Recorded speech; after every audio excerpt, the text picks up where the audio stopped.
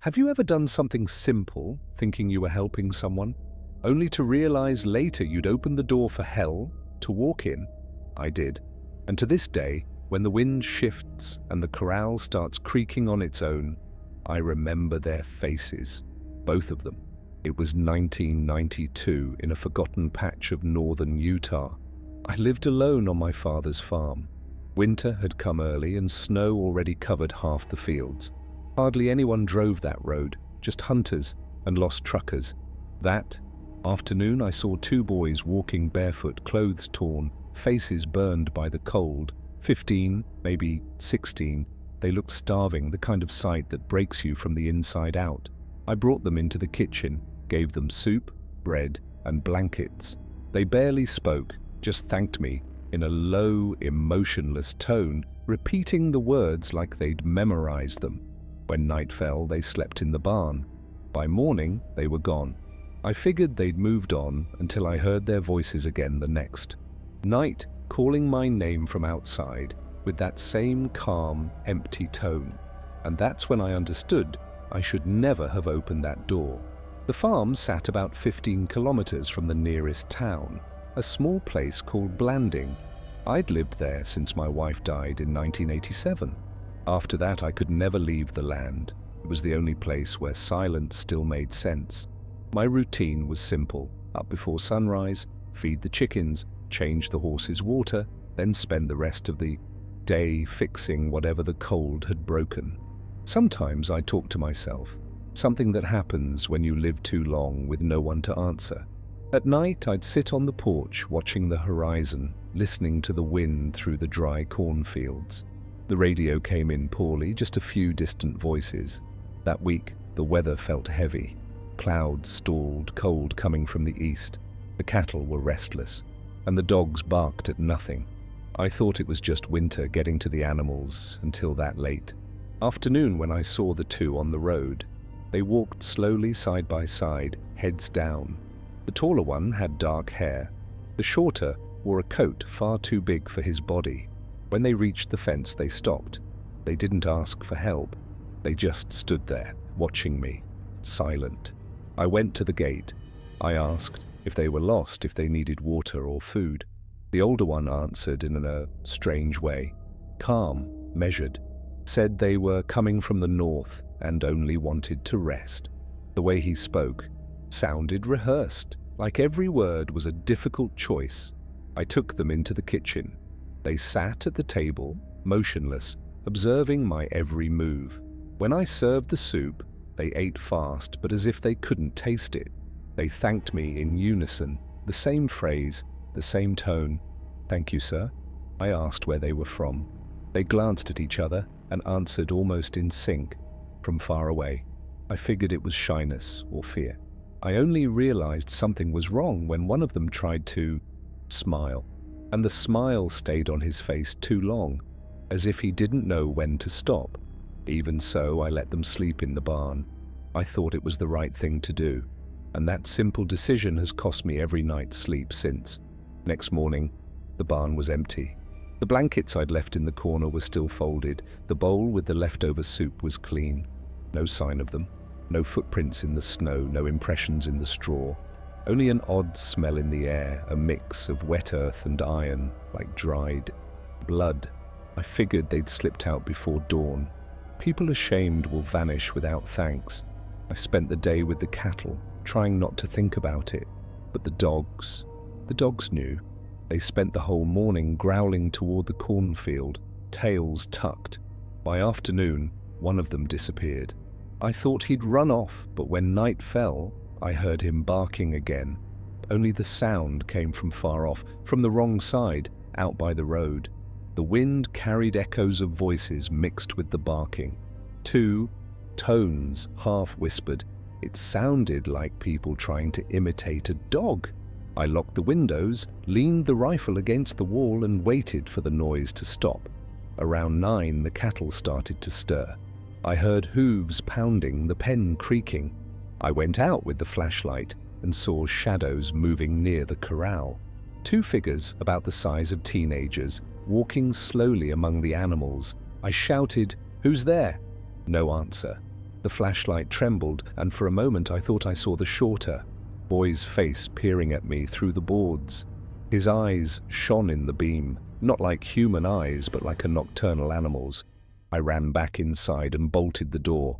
The clock read 9:42 when the knocking began. 3 slow taps on the wood near the kitchen window. Then silence. I stood there, gripping the rifle with both hands. Then I heard it. The voice. The same one as before. Calm, distant, repeating, "Thank you, sir." Only this time it came from every direction. I looked out the window and saw 2 shapes standing together exactly where the snow had been untouched that morning. And I swear, one of them was holding the blanket I'd left in the barn. They hadn't left. They were just waiting for the dark to come back. That night felt endless. I stayed awake, back to the wall, rifle in my lap, oil lamp lit. The wind beat against the windows, and sometimes I could swear I heard light footsteps on the porch. The dogs had gone completely silent, and that scared me most of all. Around 2 in the morning, the sound returned. First, a soft scratching on wood, like fingernails searching for gaps. Then voices, low whispers, close enough for me to make out the words. "Is there more food? It's cold out here." Same tone, same pauses, as if they were reading lines someone dictated. I stood slowly, eased the curtain back just a little. The lamp shook in my hand. Outside by the gate, the 2 figures stood still. Snow reached their knees, but there were no footprints. None. The taller, one wore the same torn shirt, but now the fabric looked dry, clean. The shorter held the blanket I'd left in the barn, only he held it upside down, as if he didn't understand what it was for. Suddenly, both lifted their faces at the same time. They looked directly at the window where I stood. Their movements were identical, the same angle, the same tilt, like a badly aligned reflection. The voice came again, closer now. "Is there more food?" I stepped back. The lamp went out. A second later, the porch boards groaned. They were there, close. I could smell it, that same metallic scent mixed with damp earth. The first blow hit the back door, then another, harder, and another. The sound rolled through the house like muffled thunder. I didn't know whether to run or pray. That's when I heard the line that froze me to the core. "Let us in, sir. We brought the dish back." The sound came from the kitchen window, and when I looked, I saw what they held. It was the bowl I'd served the soup in, clean. So clean, it reflected the dead lamp flame. I tried to find an explanation. The mind does that even when fear has taken over. I thought maybe they were local teens playing a prank, maybe troubled. But nothing human moves like that, and nothing human cleans a dish in the dark and brings it back. I grabbed the old radio from the shelf and tried to call the sheriff. Only static. The signal dipped and rose with fragments of voices. In the noise, I thought I heard my name, dragged out like an echo. "Frank?" I dropped the radio. The house was freezing, and every creak of wood felt like a breath. The pounding on the door stopped, but the silence that followed was worse.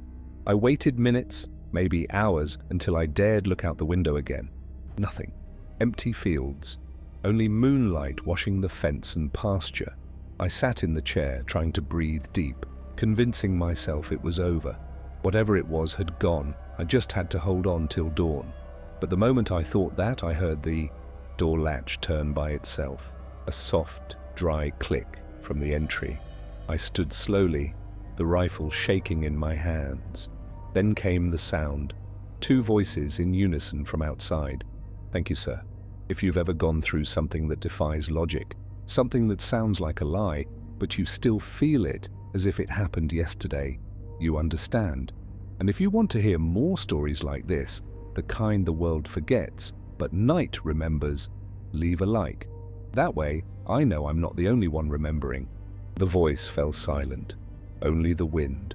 I walked to the door with the rifle pressed to my chest. When I put my ear to the wood, I heard slow steps on the porch. 2 pairs. Moving away, stopping, coming back again. As if they were surrounding me, studying the sound of my movements. Then the sound of nails on glass, the dry, patient rhythm of something that knows its moment will come. The whole night turned into one sound. Wind against the windows, wood popping under their weight, and that deep breathing, long, even, that seemed to come from every corner of the house. I no longer knew if there were two, or if the dark multiplied whatever was out there. When the lamp died for good, blackness swallowed everything. Not even moonlight slipped through the cracks. The silence held for a few seconds until the first tap came, a light thump on the pane, then another and another, like drumming with fingertips on the glass. I struck a match, but the flame shook so much it barely helped me see. And there, in the brief flare, I noticed a shadow thrown across the kitchen wall. Two small silhouettes, motionless, with arms too long for their bodies. The outlines of the hands looked wrong, as if the fingers had too many joints. My breath caught. The smell came back, iron and earth, and when the wind stopped all at once, I heard the sound I feared most, the doorknob turning slowly, testing, as if someone wanted to know if I was still there. I fired. The blast roared through the house and left me deaf for a few seconds. Gunpowder filled the air. My whole body shook. When I could see again, the door was open. Only a black gap. Outside, two figures stood in the moonlight, side by side, faces staring straight at me. Now I could see better. Skin stretched tight, far too pale, eyes sunken and empty, reflecting the muzzle flash.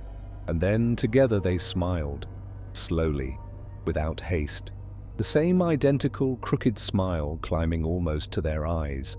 One of them took a step forward, and the sound that came from its throat wasn't human. A deep, dry crack, as if bones were folding to change shape. Its shadow stretched, the body hunched. Before I could move, the voice came, low, calm, almost a whisper.